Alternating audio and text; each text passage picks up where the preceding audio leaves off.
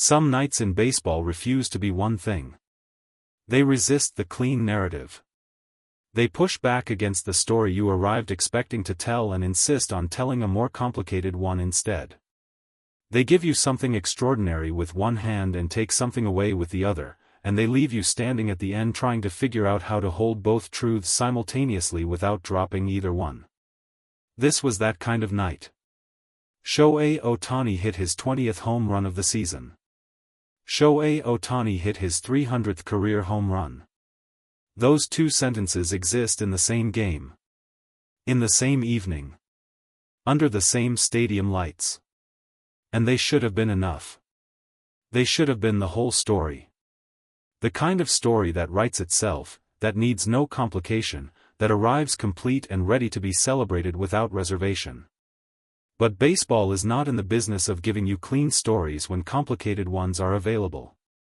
And on this particular night, the same person who authored two of the most significant offensive moments of his career also walked to the mound and gave up 3 runs across 8 innings and watched his team lose. 20. 300. And a loss. All in the same box score. All belonging to the same man. The legendary pitchers who were asked about it afterward didn't reach for simple answers. Because simple answers didn't fit. And the discussion that followed their honesty was exactly as complicated and exactly as necessary as the night itself demanded.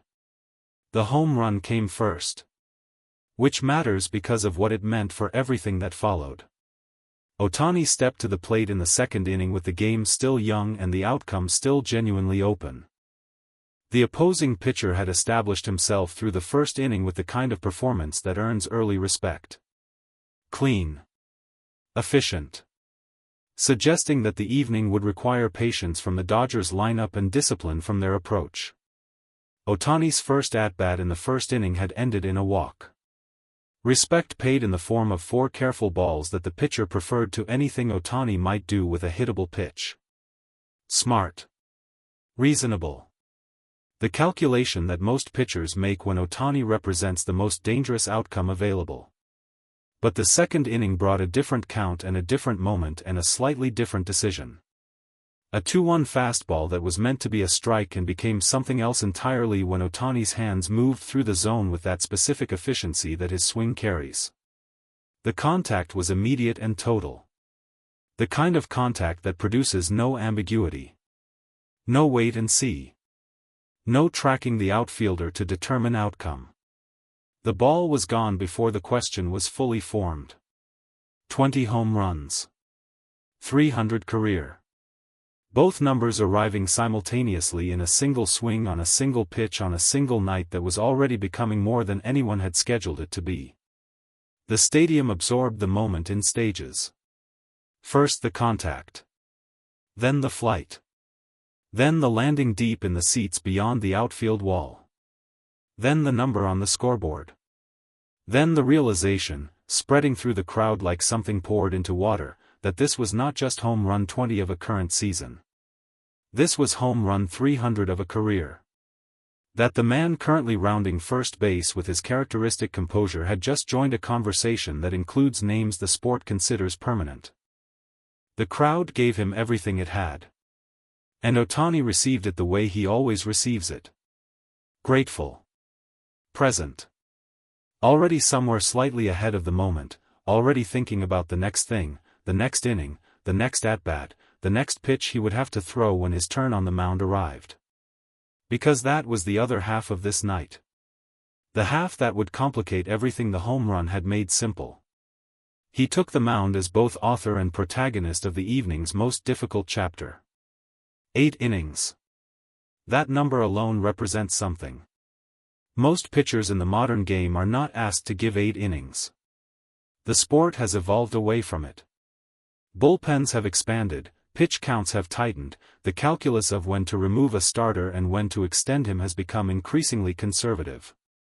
8 innings means your manager trusted you completely and you answered that trust with sustained excellence across a duration that most of your contemporaries are no longer asked to provide. And Ohtani gave 8 innings. He threw strikes. He missed bats.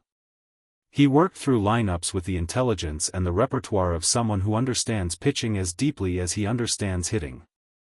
But across those 8 innings, 3 runs crossed the plate. Not in a single disastrous inning. Not because of one mistake magnified by circumstance. 3 runs distributed across the evening in the way that genuinely good opposing hitters produce runs against genuinely good pitching. By being patient. By making contact in moments that mattered. By refusing to be shut out even when shutdown pitching was being delivered. 3 runs. 8 innings. And when the final out was recorded and the Dodgers came to bat in the bottom of the 9th needing a run that didn't come, the loss settled over a night that had contained a milestone and refused to let the milestone be the only thing that mattered. Tom Glavine spoke first among the former pitchers gathered to offer perspective. He did not speak quickly. He sat with the question for a moment in the way that people sit with things they want to answer accurately rather than immediately. 8 innings, he said finally. Let's start there. Because in the conversation we're about to have about 3 runs, we cannot lose sight of 8 innings. That is a complete performance in every meaningful sense.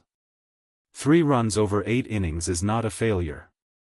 In any era of this sport, in any context, that is a pitcher doing his job. He paused. Now. The loss. The loss is what it is. Baseball does that. You can pitch 8 innings and give up 3 runs and lose. The sport allows that to happen and there is nothing you can do about it except come back and pitch 8 innings again. Someone asked him about the unique burden of the night.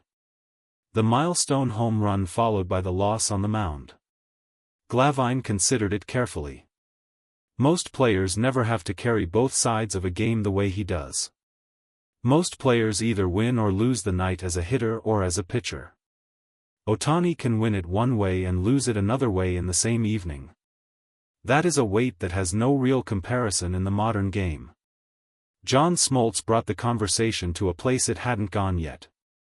The place where honest assessment lives when sentiment has been set aside. 3 runs in 8 innings against a lineup that is constructed to score is not embarrassing. Smoltz said. But I want to talk about what those 3 runs revealed.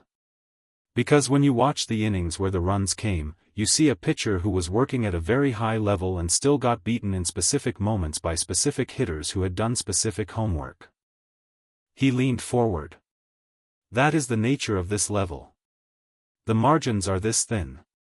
8 innings of excellence and 3 moments where the excellence wasn't quite enough. That is Major League Baseball at its most honest. He was asked whether the home run earlier in the game, the physical and mental energy required to hit a ball 400 feet in the 2nd inning, had any bearing on what happened on the mound. Smoltz didn't dismiss the question. I think about that. I think about what it costs to do both. Not just physically. Cognitively. Emotionally.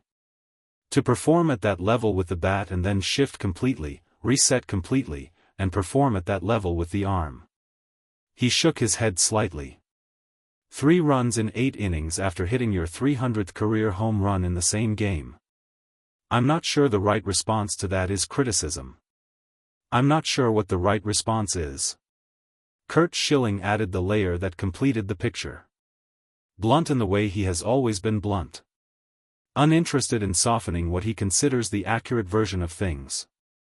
Here is what the discussion should actually be, Schilling said. Not whether 3 runs in 8 innings is acceptable. It is. Not whether the loss diminishes the milestone. It doesn't. The discussion should be about what we are witnessing across this career and what it means that a night like this, a night containing his 20th home run and his 300th career home run and 8 innings pitched and a loss, is something that a single human being can experience in a single evening of professional baseball. He paused. No one else creates this discussion. No one else makes this night possible. The loss is real. The 3 runs are real. And so is the 300th home run. And so is the 20th.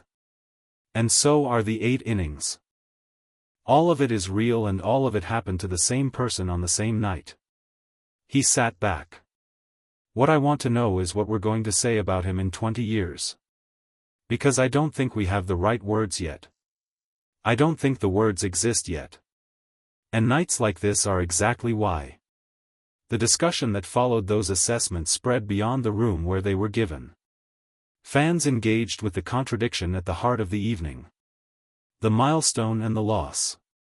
The individual excellence and the team outcome. The homer that will be remembered and the 3 runs that will be forgotten by most but not by Ohtani. Because he does not forget the things that mattered on a given night. He carries them back to the next preparation. Folds them into the work. Uses them the way all serious people use the nights that don't go completely right. As information. As fuel. As evidence of what still needs to be done. 20 home runs. 300 career. 8 innings. 3 runs. 1 loss. 1 night. 1 man. Still refusing to be simple. Still refusing to be fully explained. Still building something the sport is still learning how to describe.